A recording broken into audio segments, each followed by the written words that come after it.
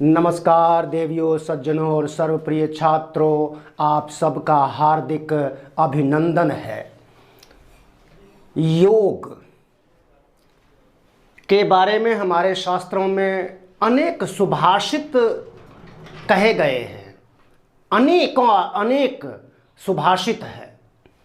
उन सुभाषितों में से 3 सुभाषित यानी अच्छे वचनों को लेकर उपस्थित हूँ। इन्हीं पर बात करेंगे। वैसे हम सब योगा जानते हैं, जिसको उसी को योग कहा जाता है। योग को ही है ना अंग्रेजी में योगा कहा जाता है। और योग को इतना प्रचार और प्रसार मिला है कि हम सब आज परिचित हैं योग से, पतंजलि योग पीठ की वजह से और अन्य कारणों से योग से हम सब परिचित हैं। इसका जीवन में कितना महत्व है। और योग करने से कहते हैं ना, योग भगाए रोग, सभी रोगों का नाश कर देता है ये योग। यौगिक क्रियाएं तन मन की शुद्धि से लेकर के और स्वास्थ्य प्रदान करने वाला है ये योग। देखते हैं पहला सुभाषित, योगश्चित्त वृत्ति निरोधः। हम सभी जानते हैं कि चित्त यानी जो मन है, इसकी वृत्तियां, इसके कार्यकलाप बड़े तीव्र हैं। मन बड़ा ही तीव्र है, इससे अधिक तीव्र कुछ भी नहीं है। इससे अधिक तीव्र मानव निर्मित कोई मशीन भी नहीं है। ये इतना तीव्र गति से कार्य करता है और इसी के कार्य पर नियंत्रण रखना, निरोध, वृत्ति, कार्यकलाप, चित्त, मन के जो कार्यकलाप हैं जो बड़े तीव्र हैं, उन तीव्रताओं को नियंत्रित करने का कार्य करता है योग। योगः चित्त वृत्ति निरोधः। मन की जो गतिशीलता है, इसको रोकने की आवश्यकता होती नहीं है और हम रोक भी नहीं सकते हैं, लेकिन हम इसको नियंत्रित कर सकते हैं, सही दिशा में मोड़ सकते हैं। एक तो ये है।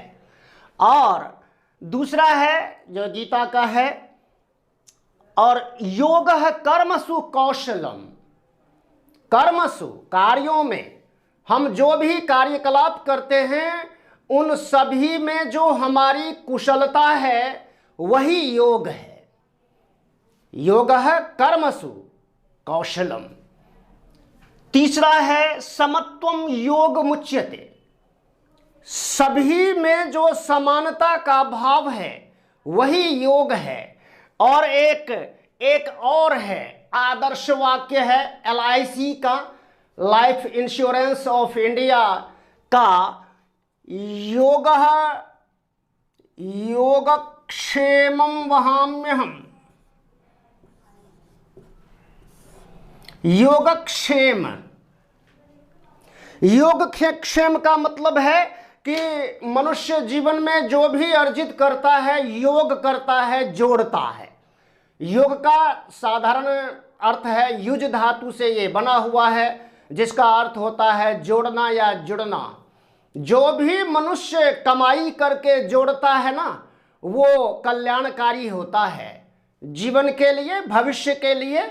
इसीलिए भविष्य निधि जो हमारी जो सरकारी कंपनी है, उसका आदर्श वाक्य है योगक्षेमं वहाम्यहम्। भगवान कृष्ण ने गीता में स्वयं कहा है, जो आदर्श वाक्य है LIC का।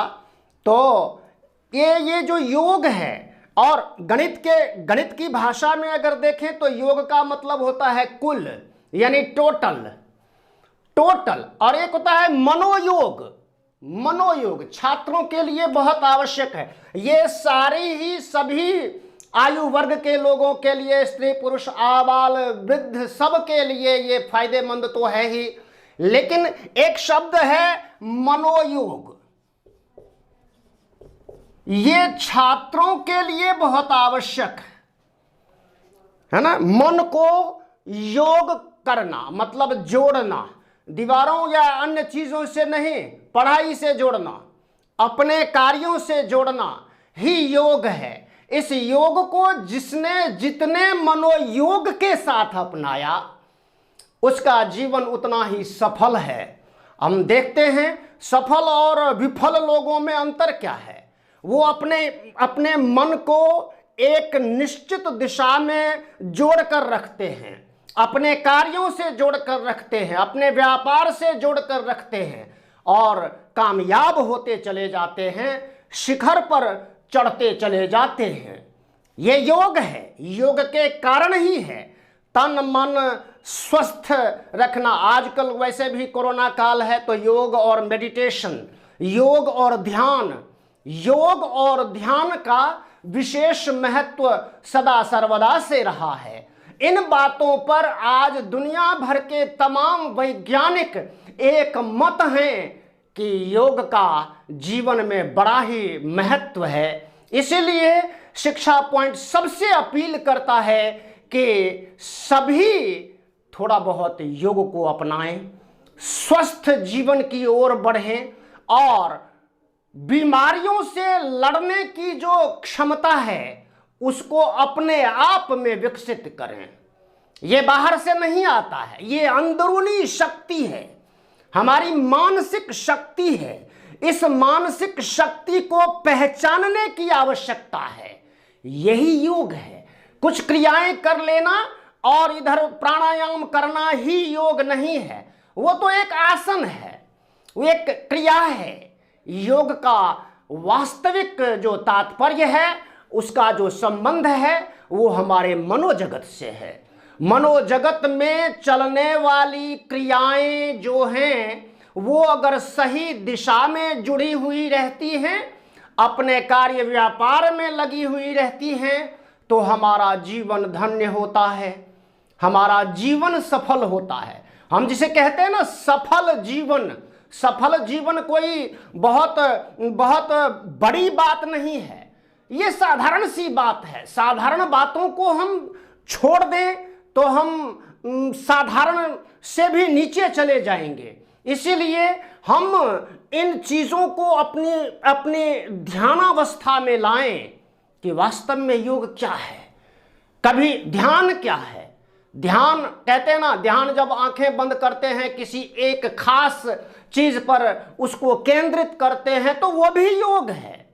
और इस तरह से योग करने से, ध्यान करने से न केवल तन शुद्ध होता है, स्वस्थ होता है, मन भी स्वस्थ होता है, मजबूत होता है और हम मजबूती के साथ अपने क्षेत्र में डटे रहते हैं। इसलिए इन तीन चार आदर्श वाक्यों को हमेशा सामने रखना चाहिए।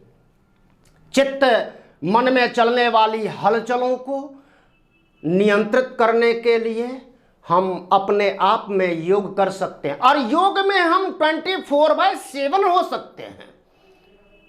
ये नहीं है कि अभी एक कुछ क्रियाएं करेंगे, आसन करेंगे तो ही योग है। ये अहरनिश चलने वाली, दिन रात चलने वाली प्रक्रिया हो सकती है अगर मनोयोग में योग चलने लगे, मनोजगत में योग चलने लगे, मनोजगत में एक खास ध्यान की अगर स्थिति बन जाए।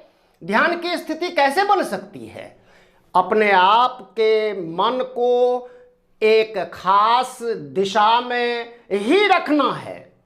अगर मैं ऐसा करूंगा कि मैं खास एक बिंदु पर ही फोकस करूंगा तो आप देखेंगे कि उस पर फोकस जब आप करते हो तो मन में और भी विचार आते ही रहते हैं। उन्हीं विचारों की शांति, उन्हीं विचारों की कमी करना, उन्हीं में कमी लाना ही तो योग है, वही तो ध्यान है। ध्यान एक कोई बिंदु ले लीजिए, आप अपनी उंगली के टिप पर देखिए, कितनी देर आप देख सकते हैं बड़े ध्यान से। मनोयोग के साथ आप कितनी देर देख सकते हैं। किसी एक बिंदु पर फोकस करना ही योग है और ये 24/7 चलाने के लिए खास किस्म से मन को नियंत्रित करने की आवश्यकता होती है। इसीलिए योग कीजिए, निरोगी काया पाइए। धन्यवाद। अभी तक जो लोग चैनल देखते हैं, वीडियोस देखते हैं, लाइक भी करते हैं, संभवतः शेयर भी करते होंगे, लेकिन सब्सक्राइब नहीं किया है, तो प्लीज़ सब्सक्राइब कीजिए, बेल आइकन को भी हिट कर दीजिए ताकि लेटेस्ट वीडियो की नोटिफिकेशन आपको मिलती रहे। धन्यवाद। नमस्कार। जय हिंद, जय भारत, जय भारती।